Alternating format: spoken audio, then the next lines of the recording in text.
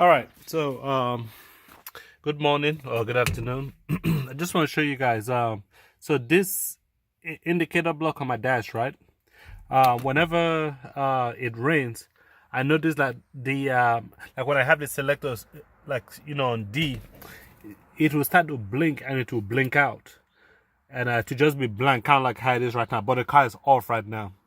And I kind of like figured out it was either like when it rained or if I drove to like a pool, like maybe a pool of water or something like that. So anyway, it happened again yesterday, and it will the only indicator I will get up here is maybe neutral. So when I put it in park, maybe sometimes park. When I put it in park, reverse, it was just blank. I hooked up my Foxwell 520 scanner, and I drove it around, and I saw that the car the transmission actually was shifting fine. From first gear, second, third, fourth, and fifth.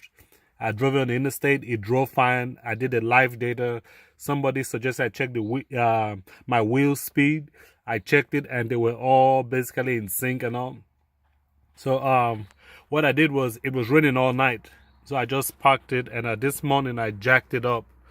Well, not jacked it up, but I drove. I have some ramps, so I put it on the ramps, and I'm going to show you guys what I found. So I'm gonna kind of pause the video real quick while I go underneath the car, just to show you guys. But before I go, I sprayed. It won't make sense after I get on the. But I sprayed the connector that I found with this, and I also found some other stuff.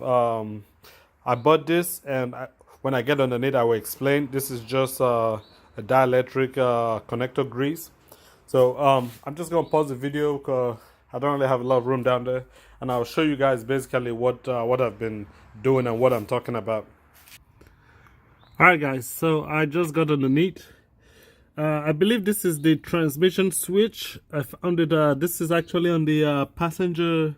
Well, it's going towards the passenger side.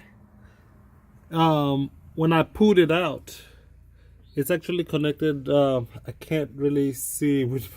So it's actually connected. You can see the reference back here. So this is the oil pan. This is an E46 325i BMW. This is the drain. So if you kind of like, if you kind of just follow it and you follow my hand, the actual connector is back here, where the male end. This is the female end right here. When I was pulling it out, it had a lot of water, like kind of just dripping out.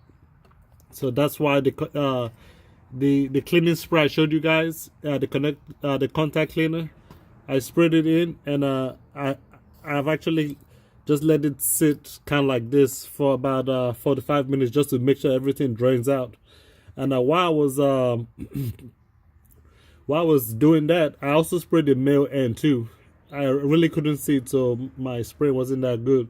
But while I was doing all of that, I noticed that there's a little hole in this thing. I'm guessing from chafing. So that could also be it looks kind of like wet in there too. That was part of the reason why I let it sit upside down for a little bit longer. Just so I can drain everything, and I'm still shaking it here, and you can still see there's a little bit of water coming out. So now I called the local dealership. This was yesterday, and basically they were talking about I had to pay like $100 something just to troubleshoot, even though I said I have a scanning tool, and it I know the transmission is fine. It's just if they could help me do what I'm trying to do right now. But they were like, no, that they have to charge by the hour or some bullshit like that. Well, I'm sorry for using the word bullshit, but basically that's what they said. So I've been on so many websites, and I really couldn't find, surprisingly, nobody has a direct hey, this is where this is located. Some people said it was on the driver's side.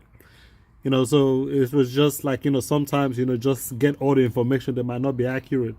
And I actually saw an X5, a BMW X5, and I saw some pictures, and it looks similar to to this kind of like general, and you know, one of them was like the arrow pointed to the passenger side. So when I came, I checked mine. I was like, oh snap, it's right here. You know, so like I said, when I unscrewed this, I mean, water came out. The male end of it, I put the tip of my finger in there, and when I brought out, it was wet. Which right now,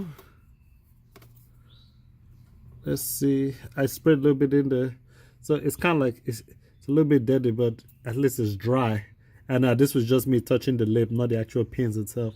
So what I'm going to do is I'm going to put some electrical tape on here to seal that, and I'm also going to use some dielectric. I'm going to stuff it all in here and plug it back in. That way it will maintain connection and all. So before you guys, like, you know, start spending a lot of money and all, you know, one thing I've always believed in is spend the $15 first before you spend that $300 or $200 or whatever it is. So I need both hands, and as you can see, I don't have a lot of room right there. So I'm gonna stop the video here, and like I said, I'm just gonna put electrical tape on that. I'm gonna put this dielectric grease on this.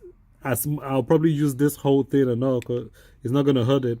And I'll plug it back in, and I will back the car out and maybe drive it for about maybe 5-10 minutes just to see. It's still raining here, so you know, hopefully, I hope this works. All right, guys.